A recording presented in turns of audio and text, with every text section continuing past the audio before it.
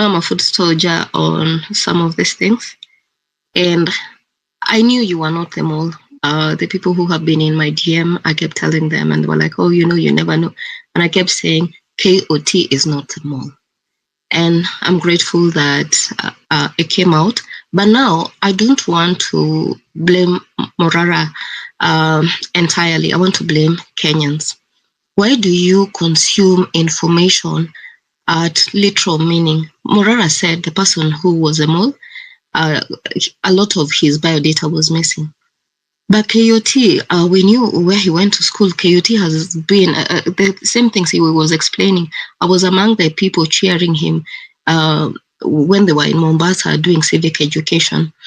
KOT, I'm sorry for the rant you have been through. As a community, as a country, we need to interrogate. It's the same ignorance that led people to electing this horrible regime, because they bought into things without interrogating. It is prudent that people interrogate anything, but we are behaving like dogs. When you throw a bone, we start scrambling for it. We are looking for people to blame. KOT, I'm deeply, deeply sorry. I support you. I reached out to these people. I reached out to the lawyer. I reached out to Morara. And I said, I know KOT is not a mole, but something needs to be said. You need to give some grace to Morara. You can see the swelling around his... People are asking for A, B, C, D. Let's have structures. Let's have systems. Let's have a place that it does not make sense for people to send you your money. Did you say at some point they're doing things that are not okay and you intervene and tell them, let's do it this way? Ama ulikuwa tunawafuata kupewa mic? Unajua biti niliexplain tu vizuri venye mimi nilitoka hapa hadi tukaenda tukakutana na Morara. So nataka nikurudishe nyuma tu kidogo before ni answer that question. Sisi tuli have space hapa na Morara alisema ni aje, watu mnaweza feel you can join me because I'm going to Mount Kenya, just join me. Na tukutane wapi? Tukutane hapo China Square. Yeah, hapo China Square. Hii China Square yapo KU. So mimi kitu nilifanya, mimi nilitoka hapa mapema. Yeah. Na mimi nikaenda hapo. Tukakutana na wase wenye wako hapo tu wanataka kuenda. Yeah. Na sasa gari zilikuja hapo.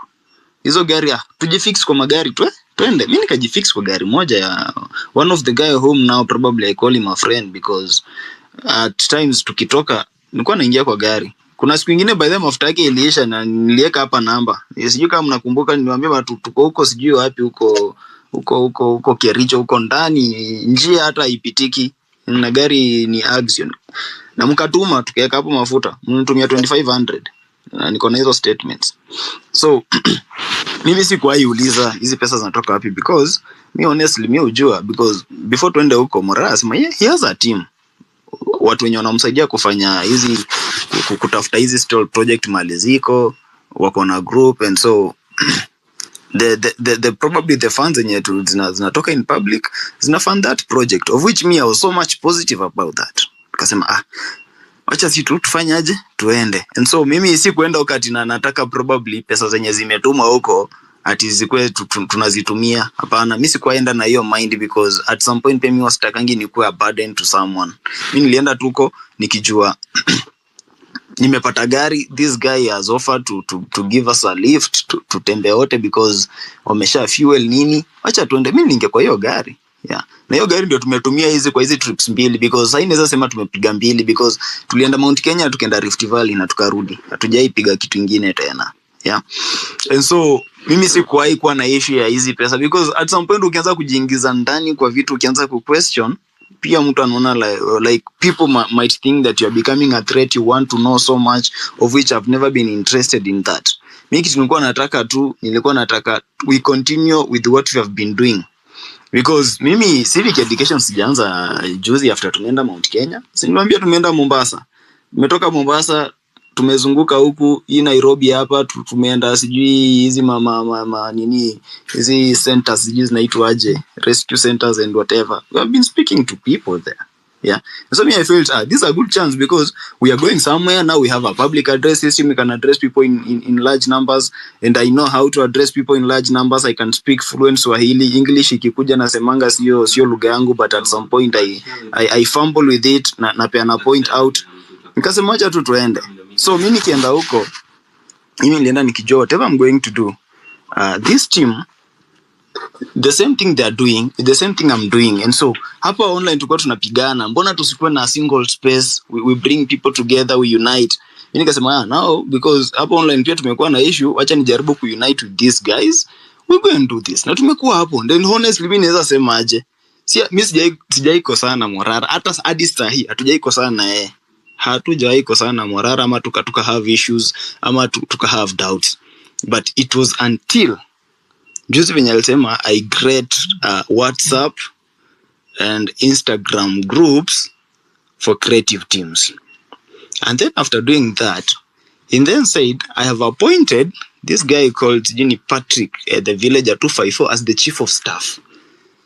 Mimi, when I reached the office, hey bro, you are not an official member, like you are not an official member of the party, ama you are not sijui mkubwa wa party kwa hao wakubwa kina secretary general, party leader, sijui chairperson, hizo vitu zote. Don't form groups with official names of the party because italeta issues in registration. Hapo ndio mimi nikaanza kujiuliza, mbona nakatazwa kufanya hivi? And I called the lawyer. Mimi upigia lawyer because at some point naonanga ni kama mnasaidia sana. Mimi call lawyer nikamwambia, mbona mimi niambiwe niunde group but this guy anakuja kuniambia mbona naiunda na jina ya party. Mimi nikasema kwani haikuwa kitu ya party? Yeah.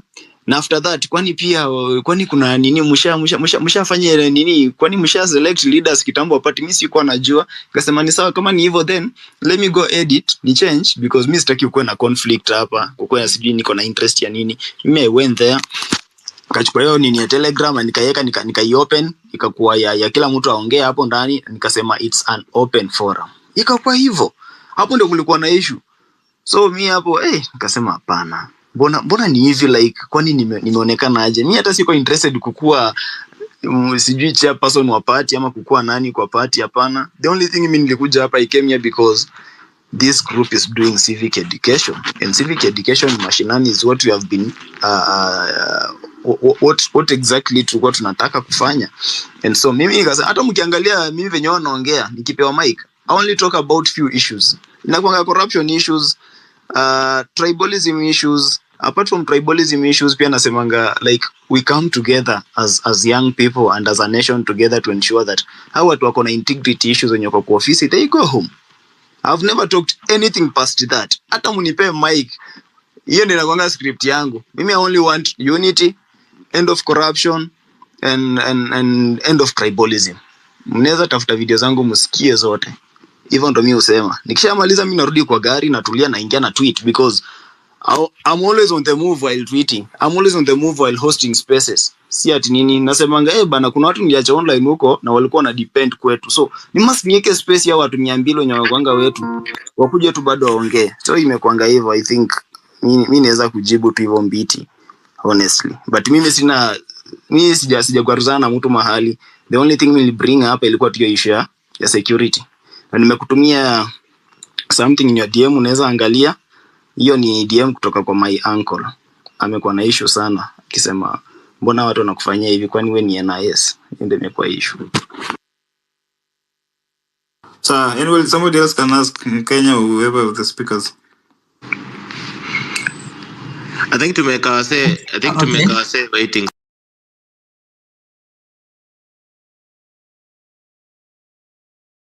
Okay, so it's a very quick one. And my apologies, I know so many. Swali yangu ni a very simple. Not that I care about the whole drama that has been happening and everything, because naona hata kiongozi wa chama amesema mwenye anataka kushuka gari ashuke sahi. So I mean hatukuwa ipanda anyway, so sitaki hiyo it's nini, but tunaambiwa tushuke kama unataka kushuka. That's what Morara said, but that's not even an issue. Mimi concern yangu KOT, mimi ni a very straightforward point. The moment uliambiwa you are in inject party, umesha describe here the one when is being purported anatoka sijui which side, mwingine sijui na wewe unatoka hii side na nini. It was a very simple thing.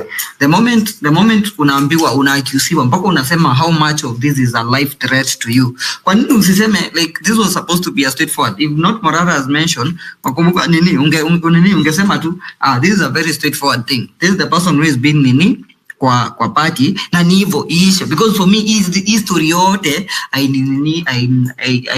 concern. The only thing that you don't realize that it's nini, sometimes mimi sijituma pesa mingi, biti zangu kwa tu 200 and it's okay. That's inakwanga my fuliza plus my nini, my mshwari nini, my mshwari savings. So inakwanga 130 na ingine my fuliza ya 70 pop, so inakwanga around 200. Hiyo nao natumanga nini, and natumanga ile nikisupport what hii mambo ya kufikiria like there is ownership to the idea.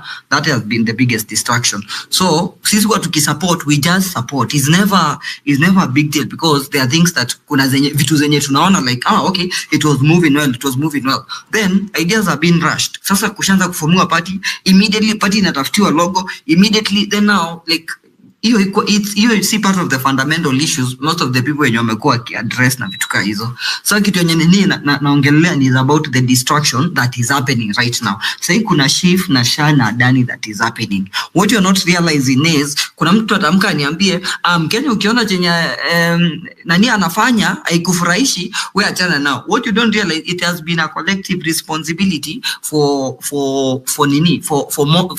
the support that we've given over the time. You get? So anytime we have been followed by the same people, Kioti Song, we have been followed by the same people, whether it's Morara, whether it's BT. So that's unonanga. Yes, even when kuna time we discuss our personal things that we do not involve anyone. But ukiamka useme kitu kama mall, and remember you've come as a rise of this movement. Morara may rise from this movement. On his popularity, especially on the timeline. Countrywide, I don't know. So unaona kwa nini tuna feel it's a big distraction, because kuna main issues zenye zinaendelea zenye ni ya concern. Ungeamka tu the moment uliitwa mall useme jusha describe kwenye anaishi. What's the big deal if it's even a life threatening to you? Nini big deal? I know mimi niko na access to you, ningekupigia simu nikuulize. But in respect to you do the honorable thing. The way nilikuwa accused of me and kina Kasmuel and nini, but those are pictures that I had shared earlier. I took nini jana, took all the friends and how we were in that situation, new story ikaisha. But KOT mnatuzungusha na the same story. Na immediately after that mimi nikaendelea kupush mambo ya shift na dani. Impeachment wasn't even part of it. Alafu kwanza nyingine ni if it's a personal thing kama kwenda mambo ya impeachment na nini na bombers, that is not even the list of our issues. You get? We are not telling where you can go, but if you go there, then it becomes a distraction to the rest of us and to everything that is happening. Pia inakuwa normal. But my swali yangu tu ni moja. What is so hard kusema, unajua ni aje, unaona Mkenya daima, it is the mall that is being suspected in the party. So it is not me, guys. Hivyo tu ama mnatukeep in suspense ikae telenovela, because it's a telenovela kenye mnapiga na ndo nashindwa, is it in due to political gimmicks? What for? Ama it's for more sympathy, for more nini. Okay, let's keep on with the fundraising. So where is this fundraising ongoing? Ama now like my security needs to be improved na vituka hizo. Mimi I will always support my 200. You get? Na my pesa fuliza ikipushiwa nitaongeza. But now my concern is, and it's not even the support that your support your money that I give. It's the destruction that now you currently are causing. Because look at us, 700 of us, 800 of us, over 3,000 people have been here since they came here, when you count cumulatively. But the conversation is, we are just having, who is the Morara's mall? So mimi naisimamishia tu hapo niache kuongea mingi. So kusema tu ni huyu ndo anashukiwa, because ushasema kwenye anaishi, you've been in the party so far. Ujui your story?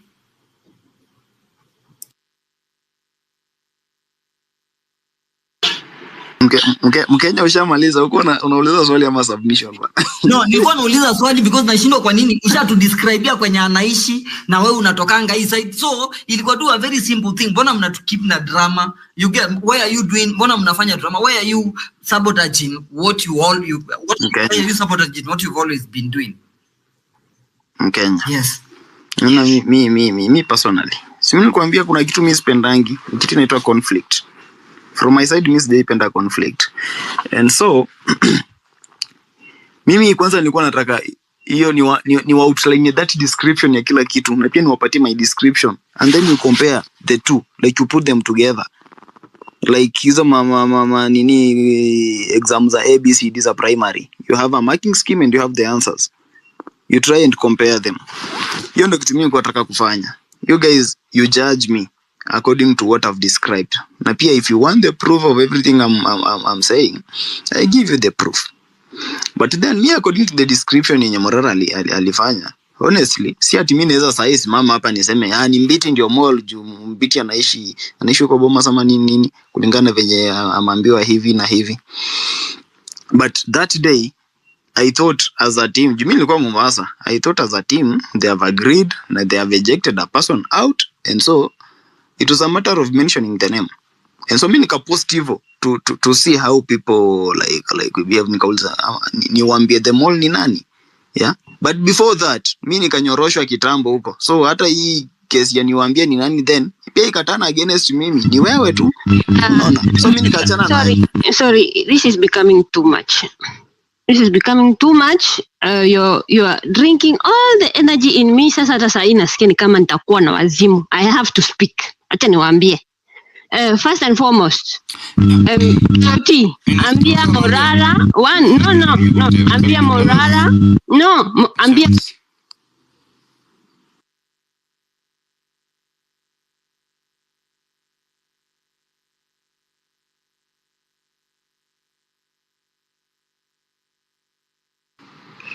Mbiti ungeleta ana bana, nikaa kwa ananipea message nipeleke honestly. We Mbiti umeenda na step kando kidogo, imekuwa moto Mbiti. If there is actually anyone better to handle this conversation critically, ni Mbiti. So because mimi hapa nilianzisha space ya kusaidia rafiki yangu, so I might be a little bit biased on this discussion. That's why I'm keeping quiet at the moment. Hii inaitwa kuwa open minded. So at least Mbiti kina Mkenya au amekuwa on the sidelines, they can actually moderate this conversation. So ndo maana nimenyamaza, wacha wa drive kwa saa hizi. Mbiti. Yeah, we went others. Apapa was speaking. Tunataka watu waongee na mkwe very critical. Mimi napenda wase, the problem I've seen, watu wanapendangi kuambiwa things as they should be. If you have seen a lot of bullshit for the past 30 minutes. Yeah, Farah, you've been here for long. Farah, go ahead. Do I mute? Mkwe honest too. Thank you. Personally, on a personal capacity, he issue a mole and whatever, to me it doesn't matter. Kabsa, it's irrelevant. But issuing and having death threats against KOT is also something that's not negotiable. Hiyo si kitu tunaweza tukaelewana. So whether he was a mole or he wasn't, it's none of your business to threaten his life. That's hapo, there's no difference between you na wale wanafanya abductions hapa in balaclavas. And one thing I want all of you to understand, especially hata wewe KOT na kina Wanyama and everybody who are in the front lines, this must be a selfless effort. The only way we can achieve what we had on the June 25th is if we collectively have we have unity of purpose. For instance, we've had so many opportunities on things that could have unified us across the board. The agricultural bills, the Shasha whatever scandals, the Adani scandals. Adani now hata hawajachukua airport peke yake, they've taken over the energy infrastructure, the insurance, they've taken over healthcare, they're taking over aviation. Do you understand? Because whatever Morara is doing, he is doing it in his personal capacity. Hiyo ni kitu lazima tukubaliane, mpende msipende. He wants something and he wants to achieve it We will support him collectively whenever he needs us to support him. But we will not all be bundled into one group and go. There are battles that must be faced head on. The reconstitution of the IEBC, whatever is happening with the healthcare sector, because people are dying. There's something Redemptor always says here on the spaces, that Kenyans were not people to hold a cause to the end. Sisi ni watu wa vituko. We prefer to double in instances, and we create such a fracas around an instance that we forget what was collectively driving us. We need to be a little bit smarter than how we are currently acting, because we are currently acting like sheep, where we've chosen Morara as the shepherd. Akiweka fimbo pandei, tunageuka wote pandei. And a lot of the people, even amongst ourselves, are driving agendas that are divisive. We only need unity in purpose, and that can only be achieved once you understand that hii ndio nchi yako. It doesn't matter what Morara is doing in his personal capacity. It doesn't matter what Kenya Daima. I know Kenya Daima personally, and we differ on a lot of things, but we agree on so much more. But that is what you must understand. There's a difference between patriotism and democracy. Because patriotism, you don't choose when you can turn on and off your patriotism. Kabsa. But with democracy, there's a time you win, there's a time you lose. Because majority will have their way, but the minority must have their say. Kitu moja mimi nataka tuelewaneni. Gari ya kufika Canaan si moja, but hii safari lazima tuende wote. Let everybody do whatever they can in their personal capacities and do it selflessly. The whole point of doing this is trying to push the agenda forward, not to push yourself forward. Because there's no difference between hatutakuwa tofauti na our ancestors when we choose kina Jomo Kenyatta and those people to go and negotiate for us and leave kina Dedan Kimathi, the people who are actually doing what was right. Be objective. What has happened with kina Kasamweli, hii drama ya kina Mol sijui na nani, upuzi yote. Be objective. What is the goal? What do we need to achieve that? We need the reconstitution of the IEBC. That is step number 1. Tukufia hapo. What do we need? There's a difference between there was a video by our brother Elmami describing the different stages of a revolution and clearly explaining the difference between mobilization and organization. The people who are the best mobilizers amongst ourselves are dying a very natural death because they do not understand what it takes to organize. Tafadhalini. Just as a butterfly goes from a cocoon into a caterpillar into a butterfly, we must be able to morph into whatever situation this country requires us to be. Thank you, guys.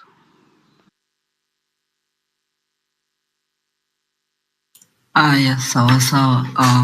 Thank you, Farah.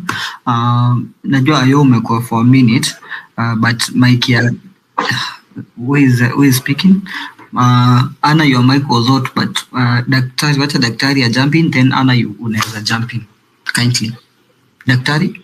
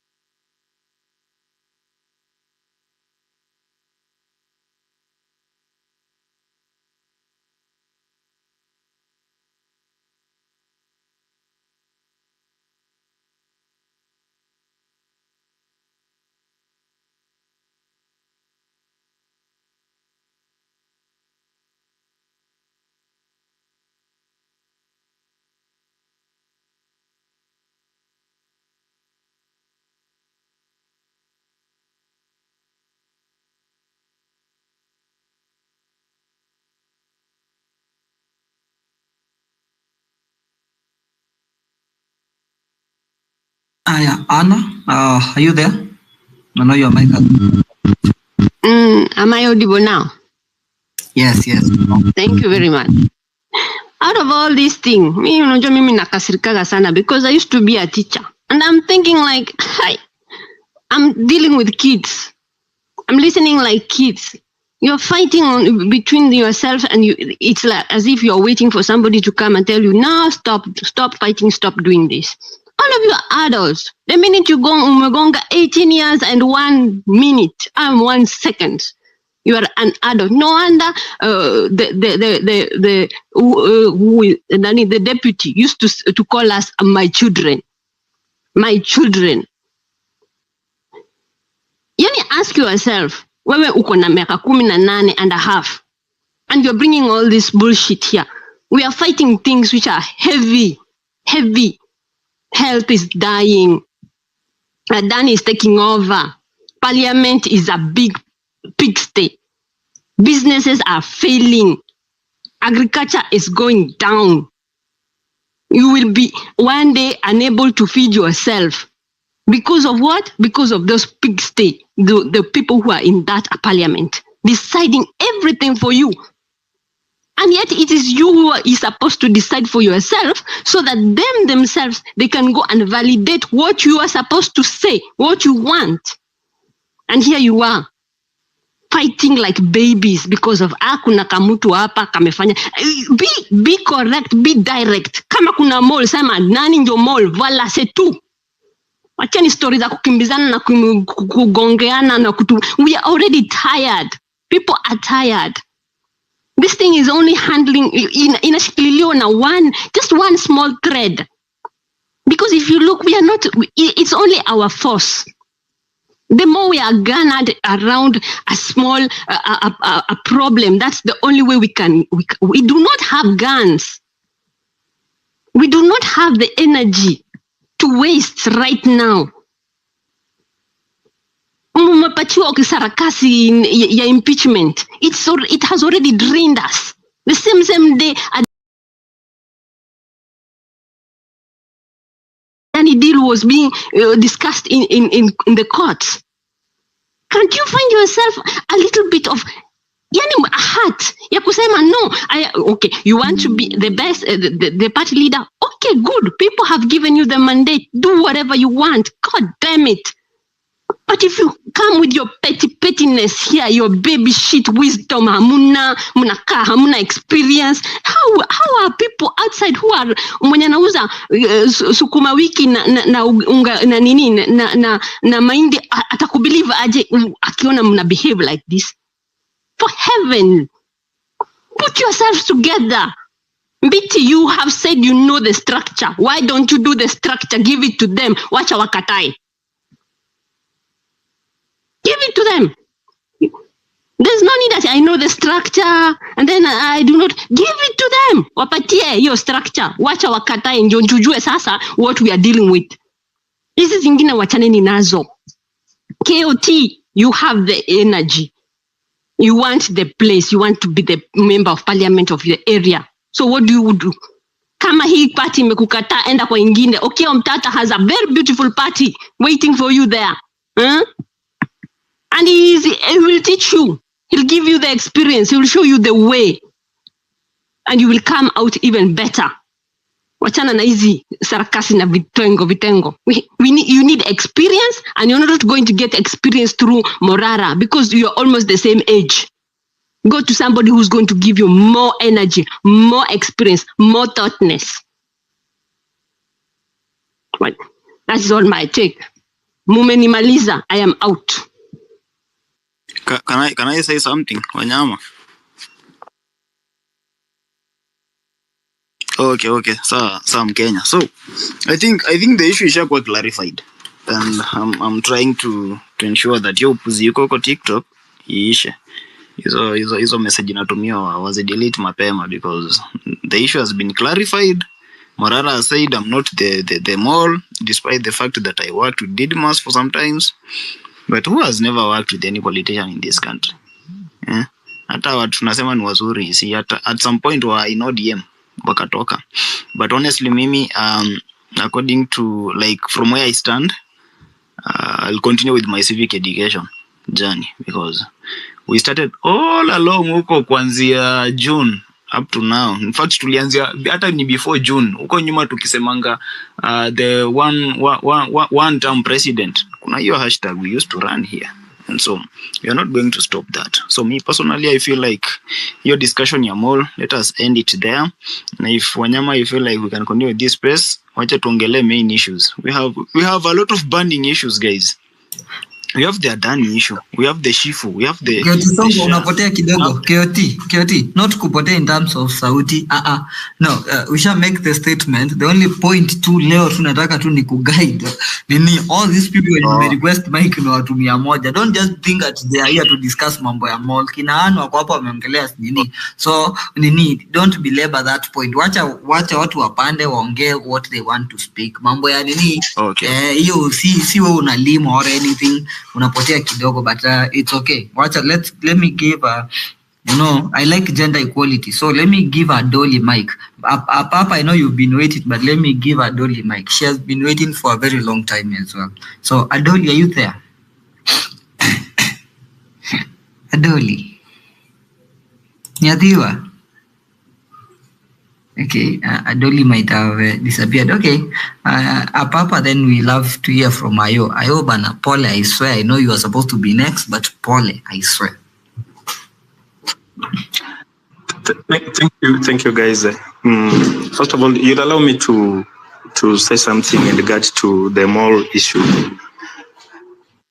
I believe that KOT is only a victim of the online lynching, because as he put it very correctly, Morara mentioned it, it went quiet, but then it is Aoko who brought it back with her screenshot.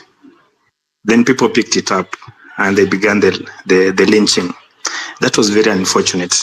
Now, in that regard, I want to say that we Kenyans, we are too quick to make judgment. We don't take time to reason even in what we read, in what we hear. We know Aoko has a big influence. We know he has some good intel, but sometimes whatever he posts can work for us or still can work against us. We only need to be careful with whatever we read from her. Sometimes she can spoil everything.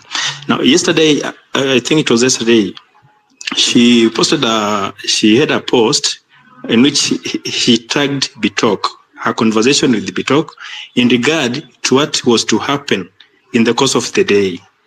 The arrest or the abduction of Morara to cause our disruption with whatever was happening in Parliament and in the courts.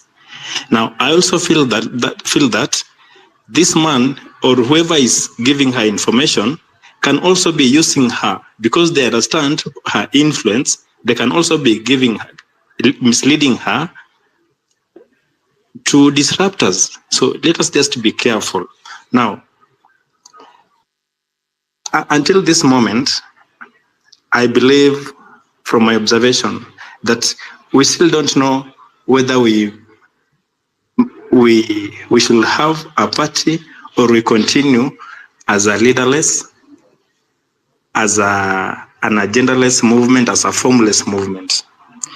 The hosts of these spaces, Wanyama, KOT, Pipita, please, can you just help us to gather ideas and see the way forward?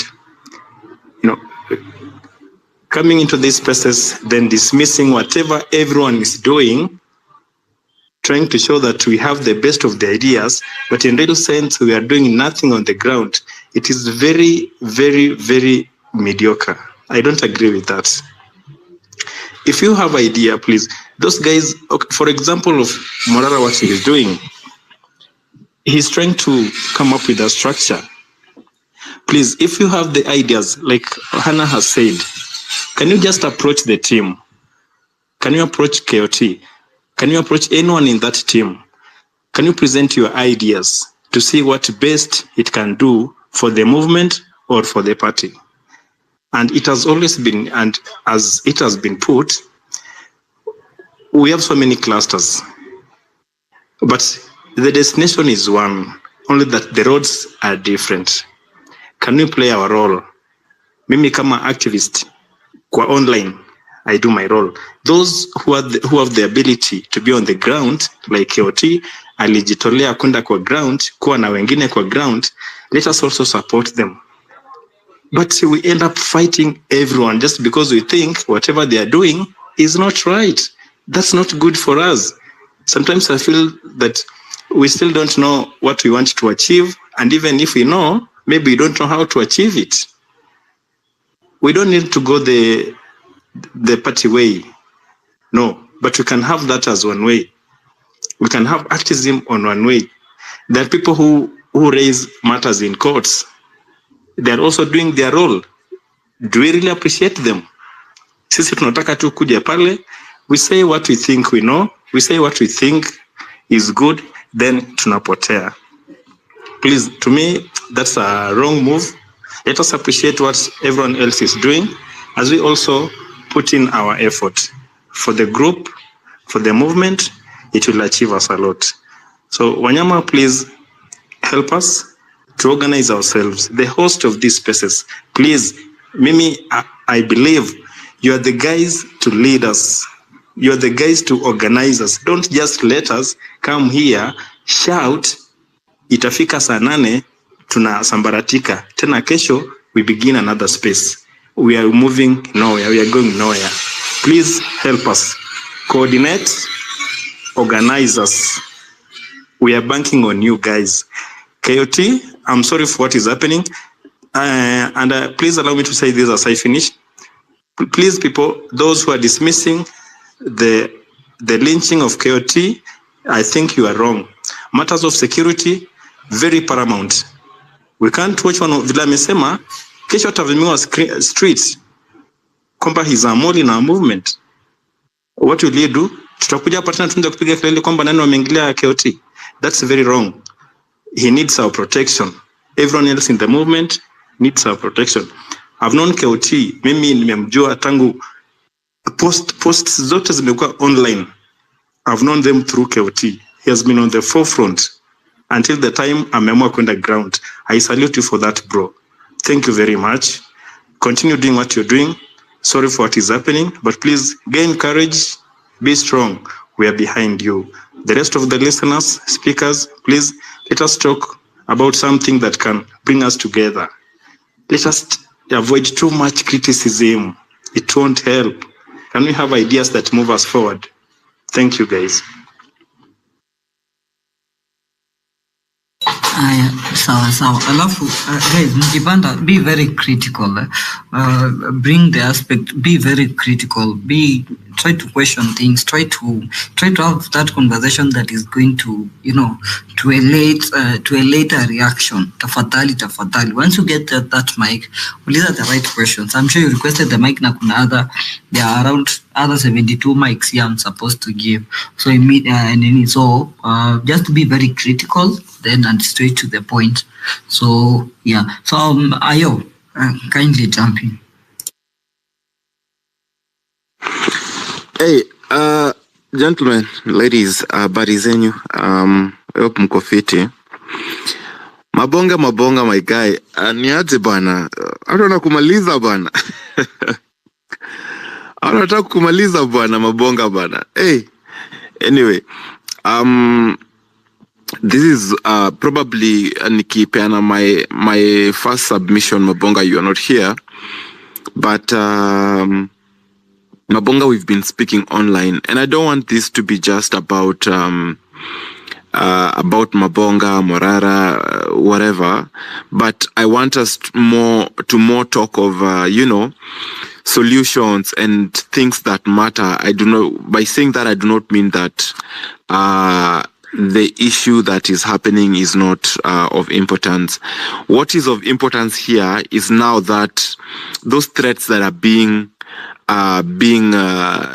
given to Mabonga, and the fear that he now has about the fear of his life. That is what matters to me.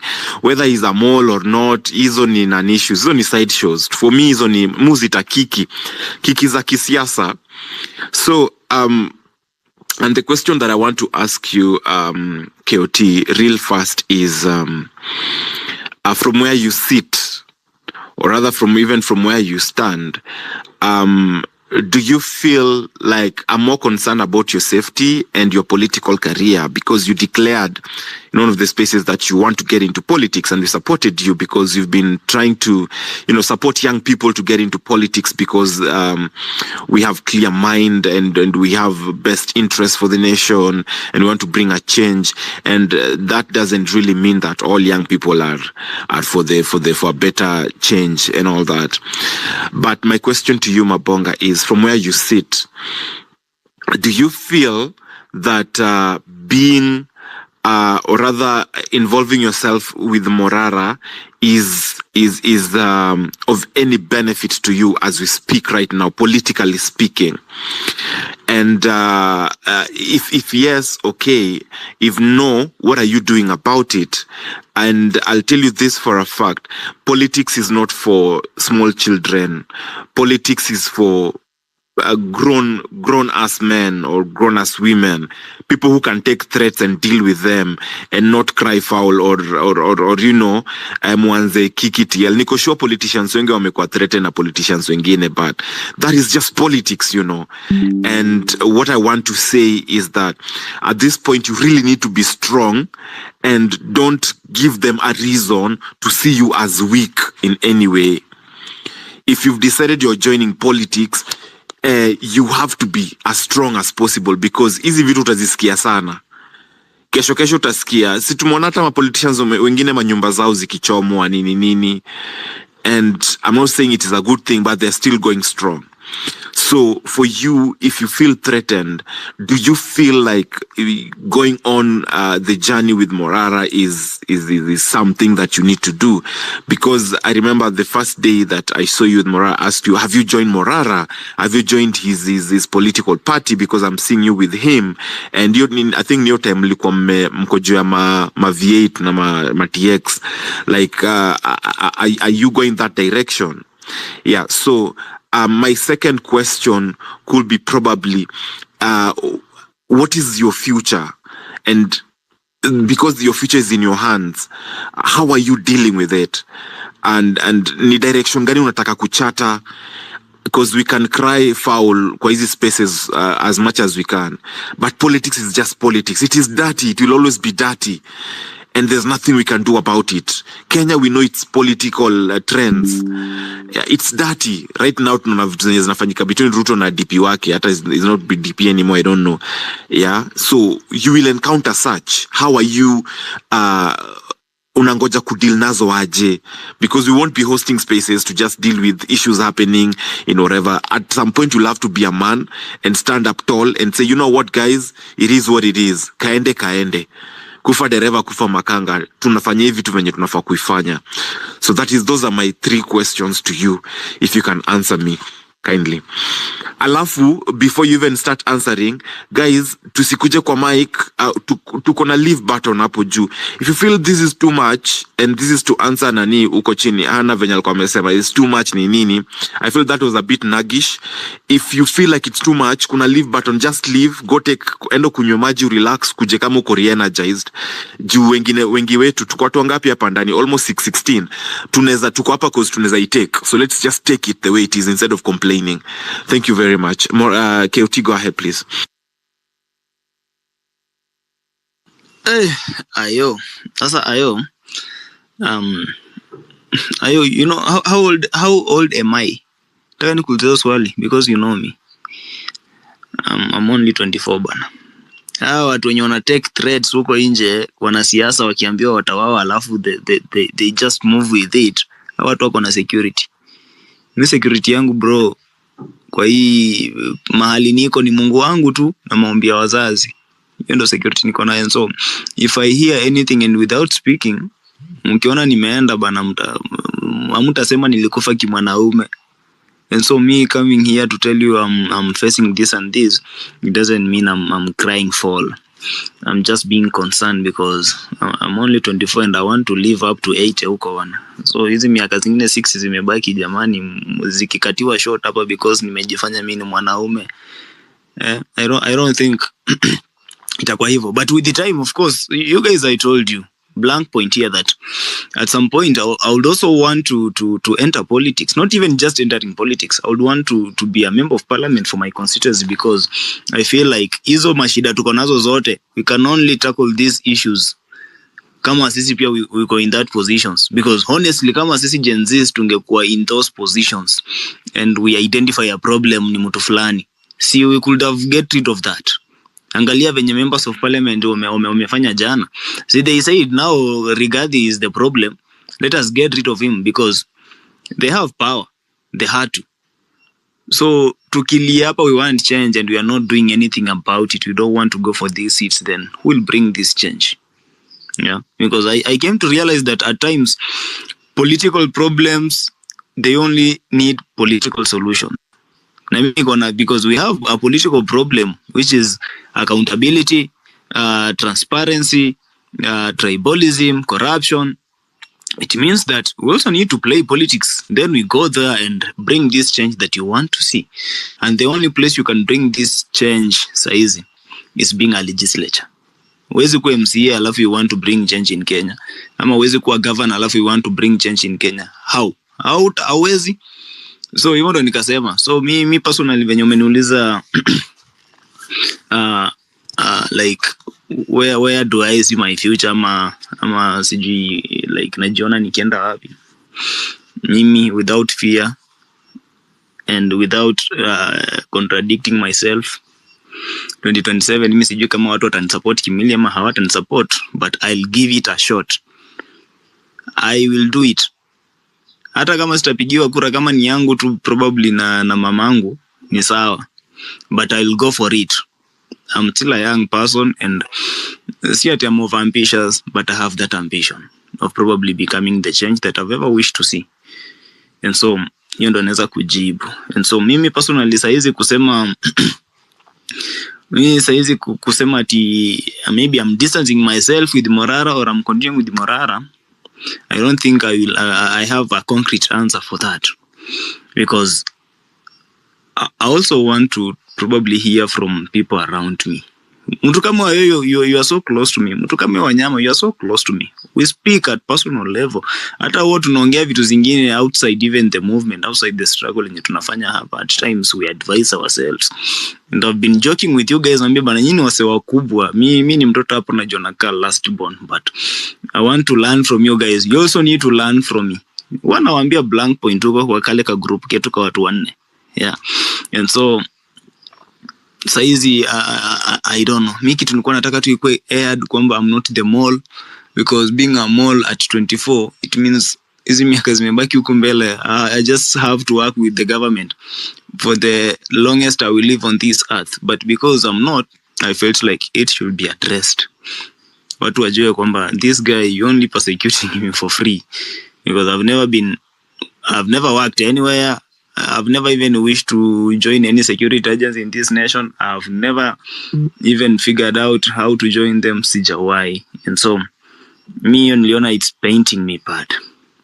Yeah, and at some point it can bring you down, because unaweza angalia graph yako ilikuwa inapanda vizuri, but because of some issues, speculation tu za uongo za ujinga, inafanya graph yako inashuka chini huko kiasi. And so mimi sikuwa nataka ifike hapo, and that's why I came out here to say that guys, I'm not that person. Na mimi mkaniambia najidefend sana, inaweza kuwa ni mimi. Nikasema now I want the person who brought this issue to clarify.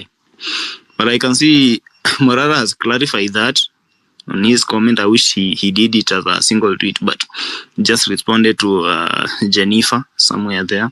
And so personally I feel like with the time too, that mood itaenda ku change and we'll go back mali tulikuwa. But guys, mimi kitu tunaweza waambia tu, let us not give up.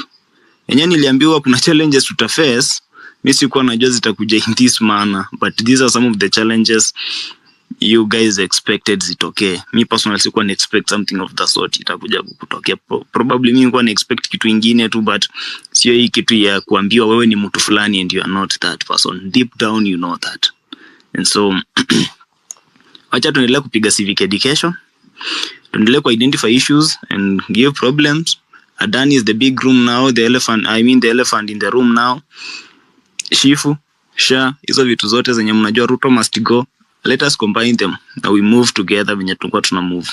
I think that's my submission.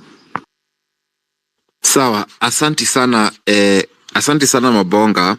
I think one last advice, probably it's an unsolicited advice. I hope unanisikia KOT. Nakusikia. Very nice. One last unsolicited advice is that sometimes we are never prepared for these challenges we encounter. Kama tungekuwa tunakuwa prepared for these challenges before, life would have been so smooth and life would have been so boring.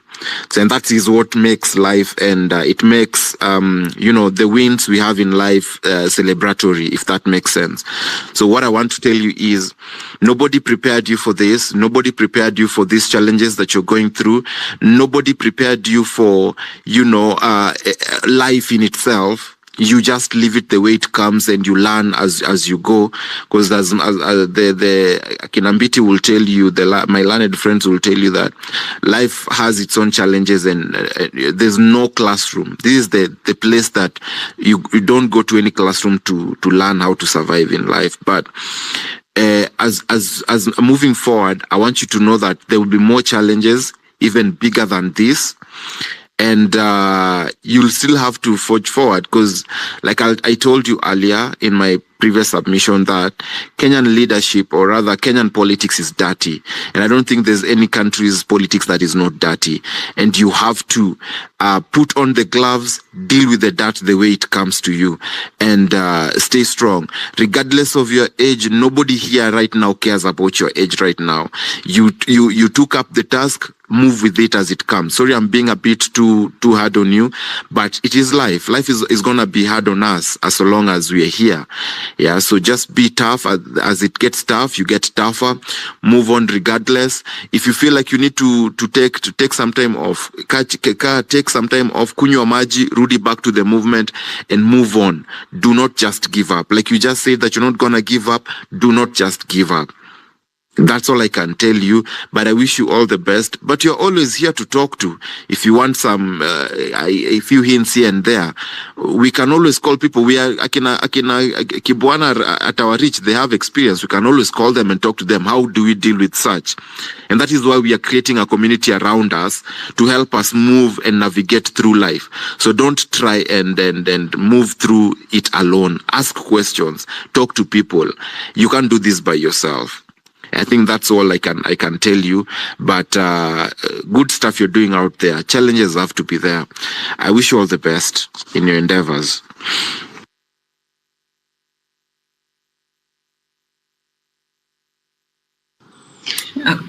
Okay, Santi, let me invite Voice of Tonkaren, alafu then alafu mnaweza speed tu, msiogope kuspit. Thank you Ayo, that was powerful.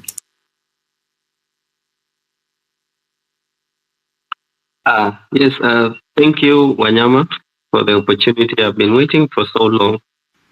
Thank you Mkenya jameni. Hizi tabia za Wakenya kupea credits other people. Thank you Mkenya for giving me the opportunity to speak.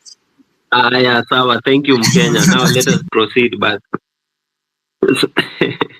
Okay, now I wanted to speak about a few things. You know, I've heard some people saying it's comedy, it's drama. But let me make it clear. You will not know about this situation until it gets to you. And it has even reached a point whereby somebody is calling you in the middle of the night, telling you that nikijua pahali penye unaishi, utaona kenye nitakufanyia. And you're just saying somebody should sit there and stay normal. I know we have settled this. Morara has come out clear and spoken that Kebaso'S Sonko is not the mole. But how would you have reacted when you're in this situation? I've been with Kebaso'S Sonko since the other day when he was called by a number by the name DCI something. Nilikuwa na yeye na hata mimi ndo niliconfirm hiyo number inaleta jina ya DCI na screenshot mtaniona niko hapo. Cause I know anything can happen. This is our country. We know what has been happening in Kenya. People have been abducted. wamepatikana kesho yake wameuawa, wametupwa pahali, na hiyo trend bado haijaisha. Hata the other day you saw another guy was abducted by the name of Rono, and the same thing might happen to KOT.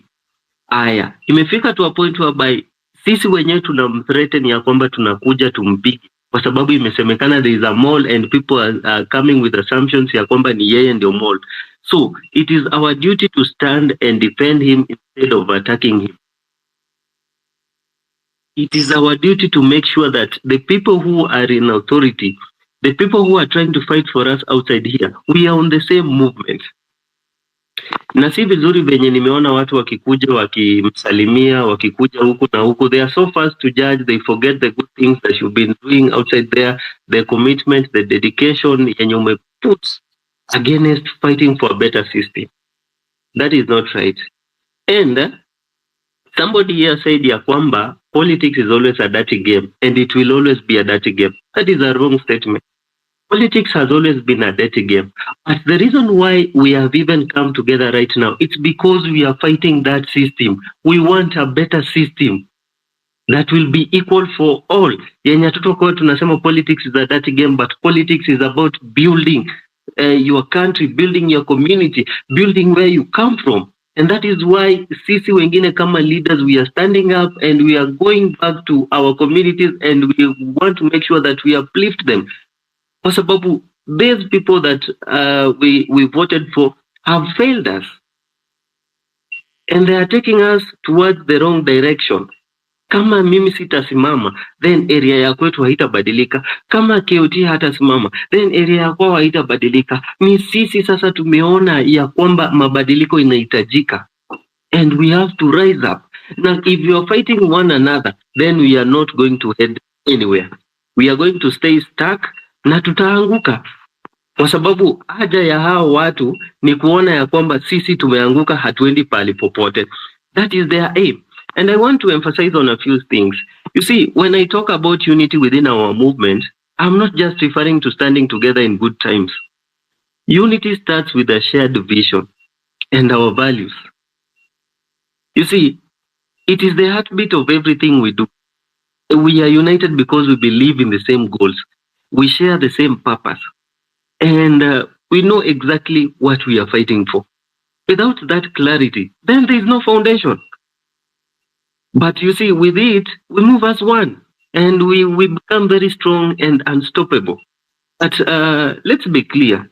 Our unity does not mean we are all the same. Our strengths come from diversity.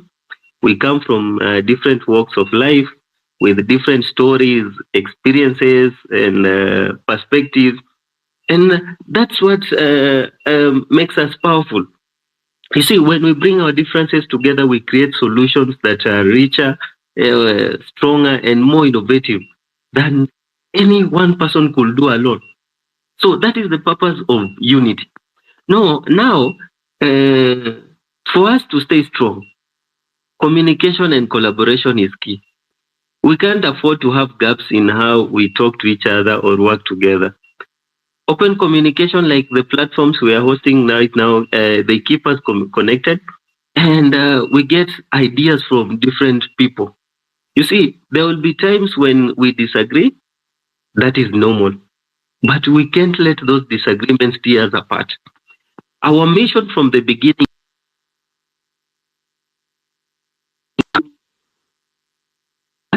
we handle conflict with respect, dialogue, and commitment to the greater good. I know, of course, it's not just the challenges within. We'll face external pressure too, like the one that came from Maoko towards KOT. Opposition from those who want to see us fail. But this is where our unity becomes our strongest weapon. When we are united, no one can break us. Divided, we fall. But together, we stand firm, shoulder to shoulder. Even when the world seems to be against us, we need to be together. You know, I know keeping this movement going won't always be easy. You know, sustaining the momentum and motivation can be tough. And it will always be tough, especially when things get difficult. But it's crucial that we take time, revisit our mission, to remind ourselves why we are here in the first place. We need to celebrate our small wins along the way, because those victories, no matter how small, they fuel our drive to keep going. And let's be honest, if we move forward, things will change. New challenges will come up, and we'll need to adopt. But that doesn't mean losing sight of who we are. Kila mtu anisikize vizuri kabisa na uweke kenye nimesema kwa makini. Those challenges will always be there. Our enemies will always try to divide us. Aoko, sijui kama mmenotice, she is now simping on Gachagua. Kila post yake is about how Gachagua can respond to her. And she's actually our enemy. She's here to divide us. Our unity is bringing worry against our competitors. So, at the core of this unity, trust and accountability is the main thing. We have to trust each other. We have to be transparent. Every decision we make needs to reflect our shared values. And every member has to feel confident in the process. That is how we stay united and focused. We will face the setbacks. Kuna hizo obstacles. Si vita zingine vitu hazitaenda as we planned, but we must be resilient. And I don't speak a lot. But land. Yeah. Okay. Just like 30 seconds, I'll be done. I'm being mentored by KOT. He is younger than me, but I feel like he has something in him that can help me grow to the position I want to grow. So I want us to remember something important. We are not just doing this for ourselves. We are doing this for the future. The legacy we leave behind depends on how well we stay united. So guys, thank you for this chance. My name is Mamai Davis Mukoha, alias Voice of Tongaren. Let us keep the spirit burning. Let us keep fighting for our country. And thank you. Okay, just to update the rules of engagement in the space. Kuna watu kama 33 hapo wame request mic. So what I'm going to do is nili insist everyone is going to get a chance to speak. But as long as everyone is going to get a chance to speak, it means wenye tuko hapa mnafaa tu kuspit in 1 minute. Don't make sure hatujabelabor the points. And I always say in these spaces, you're not going to say something that is so profound that is going to make Sikuru rain today. No. You get it. These are just common conversations that we have, and we are not going to say something that is so profound that is going to change at anything. So tafadhali ni 1 minute, so that unaona kila mtu mwenye ako hapa. And this is one thing I noticed. Watu ni text huko kina Mkenya mtupeangi mic na vitu kaa hizo. It's because wana feel ni kama watu kuna criteria ya kuselect. I can tell you tunanga criteria ya kuselect wenye watakaa hapa, wenye wataongea. So tafadhali ukipata the mic na kuomba tu ongea 1 minute, ndio ni make sure kila mtu ame request ameongea. I'm sure they requested for a reason. Sawa. So Dini Jera. Hi, Kenya. Good morning. Good morning, ladies, and good afternoon, ladies and gentlemen on the space. My name is Wanjira. Kenya, would like to adhere to your very strict rules. So I want to say 2 things. Number 1, that contrary to popular belief here by people I've heard speak, I actually think that this space was absolutely necessary, because I believe that housekeeping is necessary. 2 people cannot work together unless they agree. And it seems that there's, a problem with what agreements have been made, who is working with who, what are the circumstances under which they're working together. And I believe that this space was absolutely necessary. We need to come and put our heads together and see how to re-strategize, because it seems there's a foundational issue as regards the alliances that have been made between ourselves and other people, between KOT and Morara and whoever. There's a problem with the foundation of those agreements. Let us just agree. So contrary to what people have said, I actually think that this was necessary, so that we come and, back to the drawing board and agree, or think, where did the rain start beating us? Now leads me to point number 2. I remember on when was it, when we had the public participation on Friday? I remember when Cass was given the microphone, a lot of people bashed him because the first thing he did not do was stand to condemn what had happened to Morara. What I have not heard on this space is people holding Morara accountable, because his words, by now he knows that he wields a lot of power and a lot of influence. What he said was that he had a mole, and when people started coming for people in his camp, which is KOT, Morara did not stand firm to defend KOT. I do not hear people holding Morara accountable. Why did you not immediately say, no, it is not KOT? Because KOT, both as a brand and as a man, has lent himself to Morara's cause.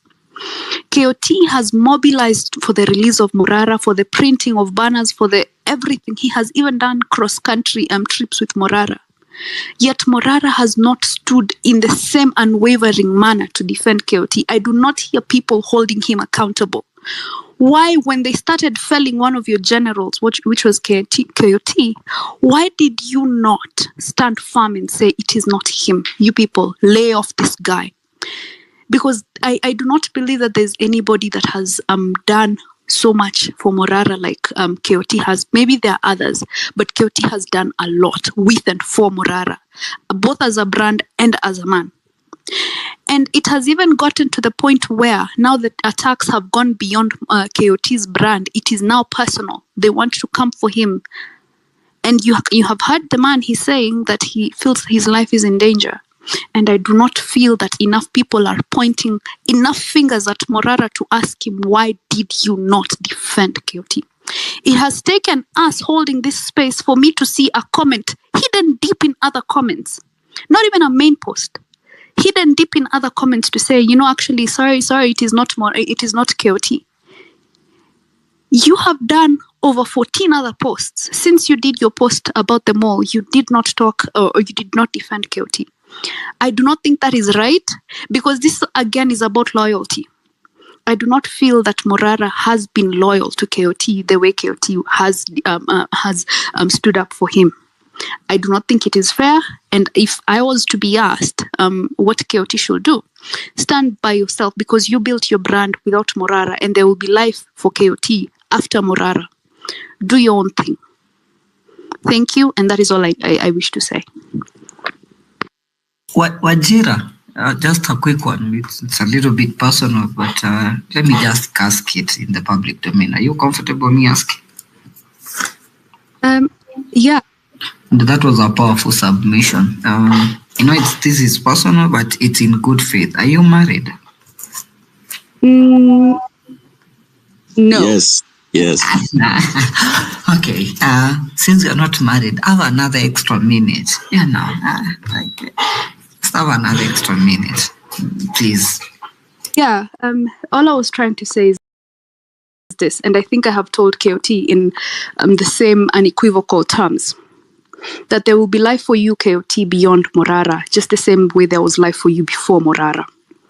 Do your own thing, build your own brand. I do not believe that Morara deserves the loyalty and the unwavering support of KOT. I do not believe so. He has not stood with him the way he should have. He essentially more or less left the man out to dry. KOT kila siku anatuambia, he literally was on the board of telling us this is the mall so that you lay off me. And even in doing that, people said, no, it is very sus that you are, coming off too strong, too soon to defend yourself. If you were not the mall, you would not be defending yourself in this manner. What, if you are KOT, what would you do? People are threatening your life. Do you keep your mouth shut? KOT, I will tell you this, which I have told you in a different forum on text messages. I have told you, stand by yourself. You have built your own brand. We know you. We know the quality of work you do. And we will stand with you even after Morara.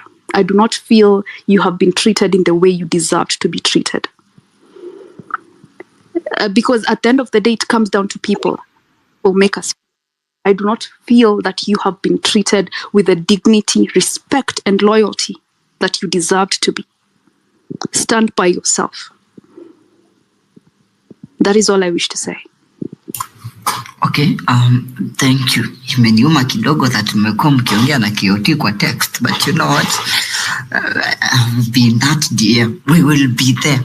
Anyway, okay, the rest of the guys is strictly 1 minute and 30 seconds sometime. So I'll give a DK gift. Kindly jump in, then I'll have Redemptor and nothing as I'm giving new mics because I've promised everyone they are going to speak. So yeah, and Wajira, that was a very powerful submission. We shall engage more in the DMs. Thank you. Before niende sana, Sidoma Wanjira amepitwa ni hiyo tunaitaka the definition of a human life smooth sailing. It was smooth sailing at the core. In the spirit of smooth sailing, Mkenya, niruhusu nifanye smooth sailing pia mimi. Naomba kupatia nothing and just before me, just for 1 minute, alafu nitakuja after nothing. Smooth sailing. Nothing, kindly spit because Hey, DK. gani hizi lakini. Koino competition is real anyway. Koino kaa hapo kando. Wacha tumalize na nothing. I always start by saluting our comrades that we have lost on the journey, the injured and those who are missing, and Kenyans at large because it's very painful for everyone. First of all, KOT, I'm deeply, deeply sorry. You know, I'm a foot soldier on some of these things. And I knew you were not them all. The people who have been in my DM, I kept telling them and they were like, oh, you know, you never know. And I kept saying, KOT is not them all. And I'm grateful that it came out. But now I don't want to blame Morara entirely. I want to blame Kenyans. Why do you consume information at literal meaning? Morara said the person who was a mole, a lot of his biodata was missing. But KOT, we knew where he went to school. KOT has been, the same things he was explaining. I was among the people cheering him when they were in Mombasa doing civic education. KOT, I'm sorry for the rant you have been through. As a community, as a country, we need to interrogate. It's the same ignorance that led people to electing this horrible regime because they bought into things without interrogating. It is prudent that people interrogate anything, but we are behaving like dogs. When you throw a bone, we start scrambling for it. We are looking for people to blame. KOT, I'm deeply, deeply sorry. I support you. I reached out to these people. I reached out to the lawyer. I reached out to Morara. And I said, I know KOT is not a mole, but something needs to be said. You need to give some grace to Morara. You can see the swelling around his nose bone. That tells you there's deep tissue injury. This man is deeply wounded. He's wounded physically and emotionally. So let's grant him some faith. I don't even understand why he goes to the office. He needs to retreat and heal first of all, because there's a lot he has to deal with, whether he agrees or he gives into the pressure of people wanting him to be on the front line. Our call is guns for hire. Me, I'm actually shocked. I've been here a short time, but I'm actually shocked that actually people believe in what she says. Me, shocks me. Some of the people I see commenting, I'm like, why did your parents take you to school for you to end up believing in this kind of information? It tells you we have a problem because we don't focus on the real issue. We are looking for juicy gossip, and that's why the country is going to the dogs. Can we all focus? Can we all determine to focus on where this nation needs to go? On the issue of should you depart from Morara, I know KOT, you've done heck a lot. As KOT, you've done heck a lot for Morara. I'm not here for division. I'm here to mend the division. Housekeeping is necessary. You guys need to sit down. All this information needs to be aligned so that we build a stronger wall. The reason why I don't want people dividing or beating others down, emerging leaders will not come out because they will say, hey, they will do to me what they did to KOT after all the work he has done. we are here to make sure that we stand united as a nation. Another thing, and I have a very beautiful relationship with my brothers. Me, I'm struggling to see men who are keen to beating down other men. How do you tell KOT that he should man up? You try and be threatened. You try and spend a night in the police station. You try and hit the road for civic education. You realize this thing is not easy. It impacts you on so many things. It's like running into a storm. You don't know what to expect. You don't know whether you will survive it. So I'm sorry, KOT, also to hear what the road trips have been like. I think as Kenyans, we'll come out and we'll support you. I'll support you on your bid to run for office. I don't know why people have a huge challenge with us raising money for this particular focus to civic education. How do you expect this thing to be done? It costs money. Literally, it costs money to get out there, to do the things he does, to print those banners, because KOT is not the kind of person who you have to hold his hand. That night he said, guys, DM me, a graphic designer DM me by daybreak. And I think that was like after midnight. By daybreak, he had the posters. Why shouldn't we support KOT? When you hear people talking about money, those people have issues with money. And when I say issues with money, you cannot trust them with money. Because for anybody who puts their time out, their time is the most expensive resource. Nobody is wealthy enough to buy back time. So let's support them. Let's love on them. He doesn't have to tell us that he needs data. He doesn't have to come here and defend himself. Oh, my sijakula pesa yenyu. KOT, we will support you. Even Morara, we will support him. We need to have grace. If it's money, we have lost so much money. Even in this impeachment, we have learned so much more. So we need to stand on the real things. When we start tearing down Morara, we have never stood together for the people of Githurai. We have never stood together for Bruce. And that is a battle we need to fight fiercely. If it's DK has been doing a good job. If it's Kowino, and let's not preach this message, oh, we can't trust, because when I hear people asking questions, can we trust you? Maybe you ask me if you can trust you, I'll tell you heck no. And I already know you have trust issue for yourself, because people project who they are on other people. As Kenyans, this country is important to salvage. Kenya is a very important subject right now. Instead of us scrambling, oh, who are we fighting today? What are we going to do? I've said in different spaces, now we know we need a conflict resolution space. We need people for agriculture to run with that, education, healthcare, because now much when we start fighting, a 23-year-old who just turned 24, he's somebody's son, he's somebody's brother, he's somebody's nephew. So all these concerns he's raising are important. KOT has even posted where he lives in a single room. So for them to access him, it's pretty easy. It is up to Kenyans to make sure we become a hedge around them, that when they think they can access KOT, they know that there's a swarm of people who will stand with him. So let's have some grace. Let's change the conversation. Instead of being trivial, asking about things that don't matter, instead of hating on other people. Let me tell you, you hate on KOT, you don't gain anything. I always tell people, when you do good or bad to someone, count it as a loan. It will come back to you with interest. Let us be the Kenyans who build, not the Kenyans who destroy. And if you hear someone tearing people apart, I can guarantee you in their life, there's nothing going on. They don't build, because when you build, it brings in a character of humility. It brings in a character of wanting the best for other people. It gives you grace to realize, even if someone has achieved the smallest thing, like buying a bike, it took a lot of time, a lot of focus, a lot of energy to achieve that. So let us, it's okay, you can tell us who you are, because we also need to know who you are so that we know who to steer clear of. But let us nurture good people. Let us be the voice that protect, the voice that unite, not someone challenging. If you're money enough, may I hear such statement and I write you off immediately.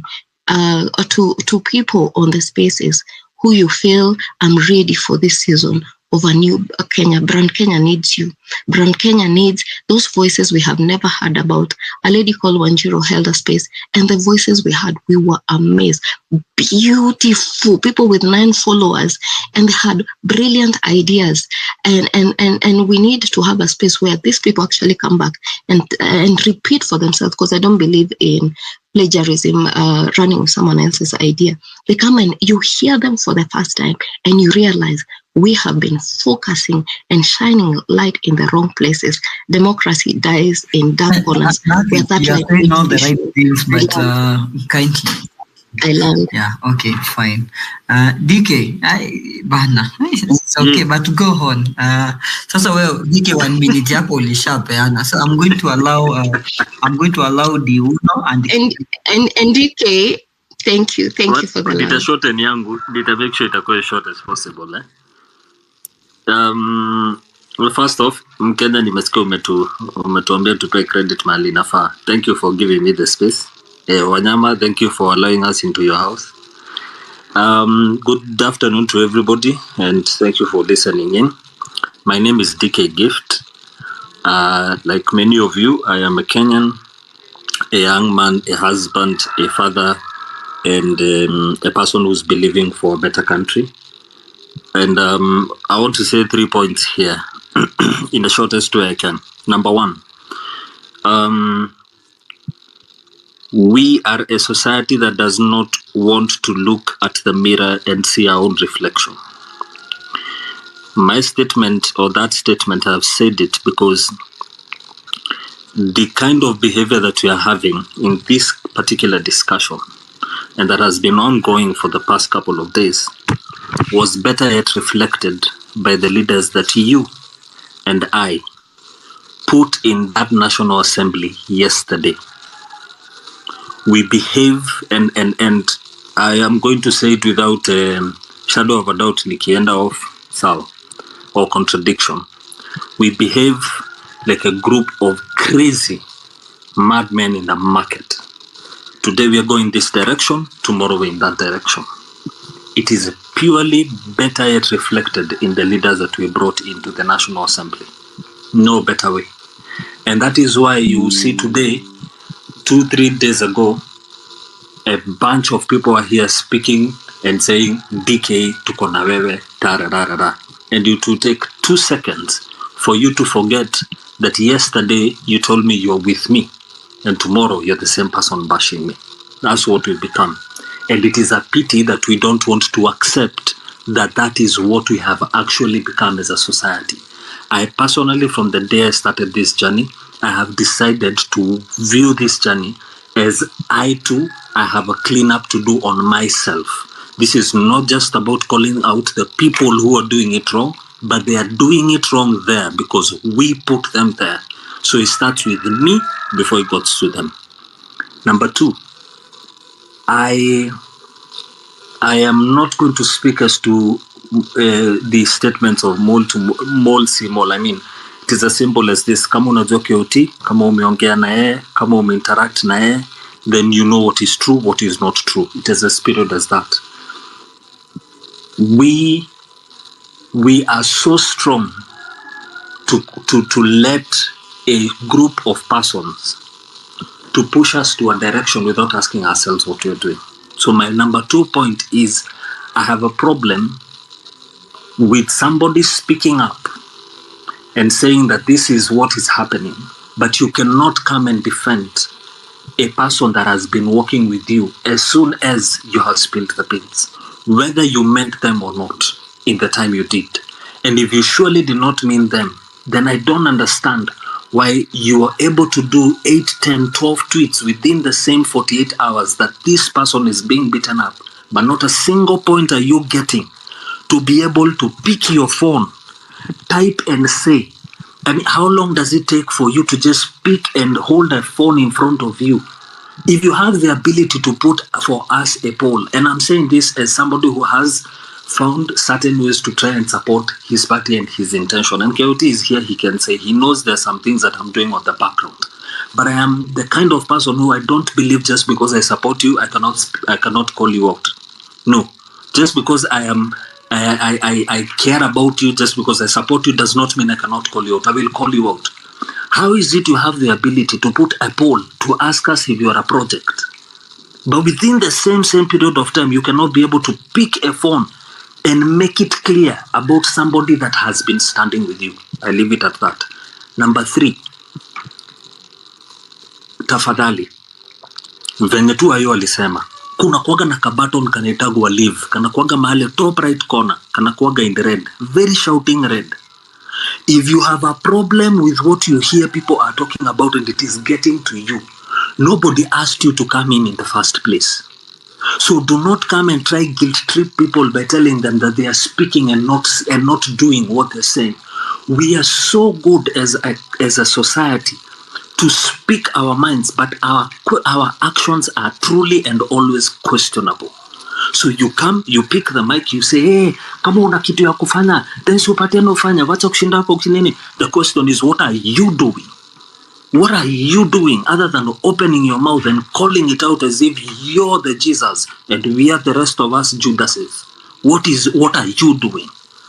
Do not open your mouth and say anything if you're not putting anything to place.